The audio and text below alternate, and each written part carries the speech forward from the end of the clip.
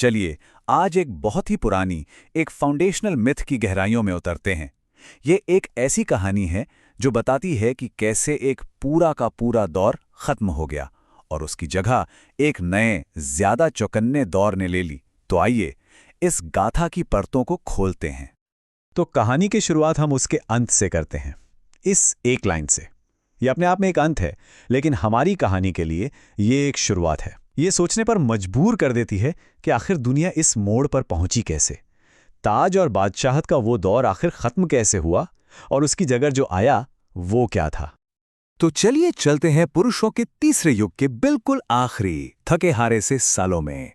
ये एल्डरात के राज्य का समय था, एक ऐसा राज्य जो सिर्फ पत्थर से नहीं बल्कि कस्मों से भी बना था। इस कहानी में दो बिल्कुल अलग ताकतें आमने सामने हैं। एक तरफ है एल्डाथ, शपथों और परंपरा पर टिका हुआ एक इंसानी साम्राज्य, और दूसरी तरफ है पायरेथ, आग का एक भूला बिसरा प्राचीन सपना जो अब हकीकत बनकर जाग रहा था। तो एल्डेथ की हालत पर जरा गौर करते हैं। वहां के राजा थे एल्ड्रिक, जो ड्रैगन की हड्डी से बना ताज पहनते थे। सोचिए, विडंबना तो देखिए। वो एक ऐसे दौर के अवशेष को अपने सर पर सजाए हुए थे जिसे वो पूरी तरह खत्म मान चुके थे। उनका मानना था कि ड्रैगन वो तो बस किस्से कहानियों में रह गए हैं।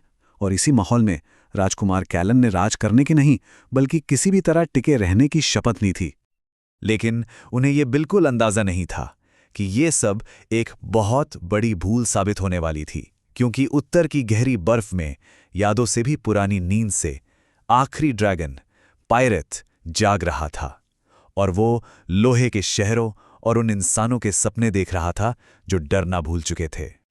और इस टकराव की चिंगारी कहां से उठी?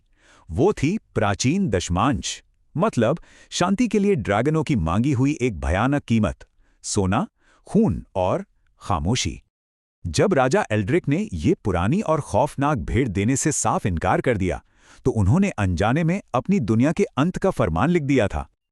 और बस उस एक इनकार के साथ दुनिया बिखर गई।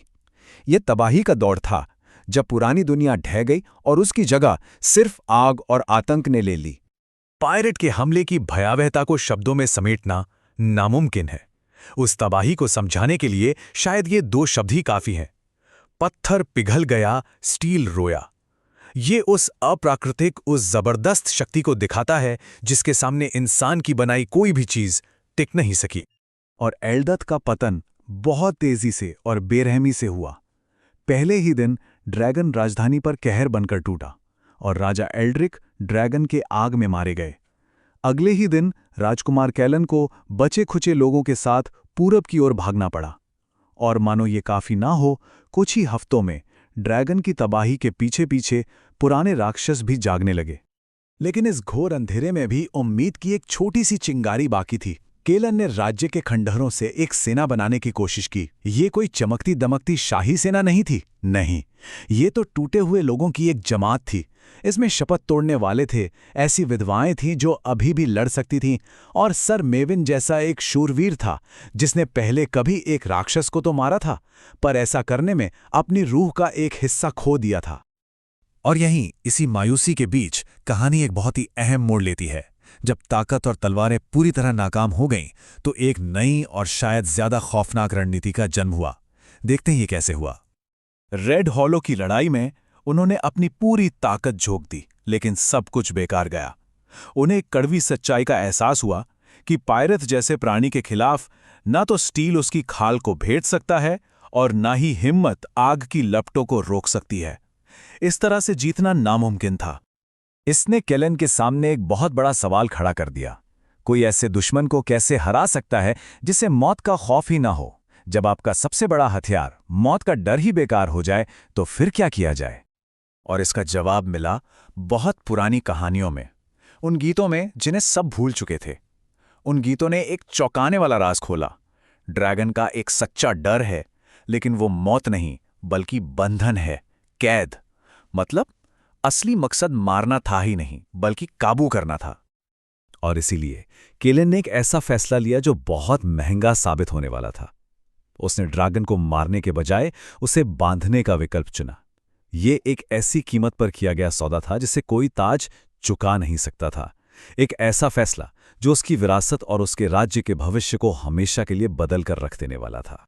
इस भयानक जीत के बाद कैलन ने एक नई दुनिया की नींव रखी। लेकिन ये ताज और सिंहासन का युग नहीं था, ये दीवारों और पट्टों का युग था। एक ऐसा राज जो एक पट्टे पर बंधा हुआ था। ये जो फर्क है ना, ये मामूली नहीं है। देखिए, एक राजा सिंहासन से हुकूमत करता है, झंडे फहराता है और इंसानों की शान में कसीदे पढ़ता है। लेकिन केलन अब राजा नहीं था, वो एक वार्डन बन चुका था। और एक वार्डन दीवारों से शासन करता है, कानून बनाता है और इंसानों की शान नहीं बढ़ाता, बल्कि उन्हें काबू में रखता है। ये गौरव से नियंत्रण की तरफ एक बहुत बड़ा बदलाव था। केलन के नए शासन के सिद्धांत बिल्कुल साफ थे। पहला, सिंहासन नहीं, दीवारें खड़ी करो, क्योंकि सुरक्षा बड़ी बड़ी चाहतों से ज्यादा जरूरी है। दूसरा, झंडे नहीं, कानून बनाओ, क्योंकि व्यवस्था वीरता से ज्यादा जरूरी है।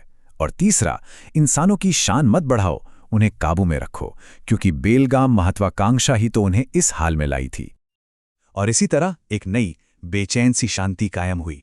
नीचे ड्रैगन सो रहा था, आग और आज़ादी के सपने देख रहा था, और ऊपर राज्य को हड्डियों और पछतावे की नींव पर फिर से बनाया जा रहा था, जो हमेशा इस बात से वाकिफ था कि नीचे एक खतरा सो रहा है। तो अब हम कहानी के सबसे बड़े, सबसे उलझे हुए सवाल पर आते हैं। केलन ने अपने पीछे कैसी विरासत छोड़ी? क्या वो एक हीरो था जिसने सबको बचाया, या फिर एक तानाशाह जिसने सबको जकड़ लिया? वक्त के साथ कहानियों ने उसे एक नया नाम दिया, द चेन किंग, और ये नाम पीढ़ियों तक बहस का मुद्दा बन गया। कुछ ने उसे एक रक्षक के रूप में देखा, तो कुछ ने उसे एक जेलर माना।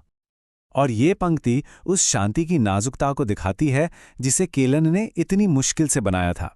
ये एक चेतावनी की तरह है, क्योंकि जंजीरों में जंग लगती है, राक्षस याद रखते हैं और दुनिया हमेशा आग की ओर लौटती है। मतलब जो शांति उसने बनाई थी वो शायद हमेशा के लिए नहीं थी। तो हम इस अंतिम और बेचैन कर देने वाले सवाल के साथ इस कहानी को खत्म करते हैं।